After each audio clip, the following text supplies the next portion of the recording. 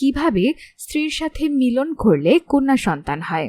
স্ত্রী ডিম্বস্ফুটনের আগে 4 দিন ও পরের 4 দিন মোট 8 দিন বাদে সারা মাস যৌন সঙ্গম চালাবেন। স্ত্রী যেন কিছুতেই পুরুষের আগে অর্গাজমে চরম পুলকে না যায়। প্রতিবার সঙ্গমের আগে স্ত্রীর যোনির অ্যাসিডিক সলিউশনে ডোজ নিন।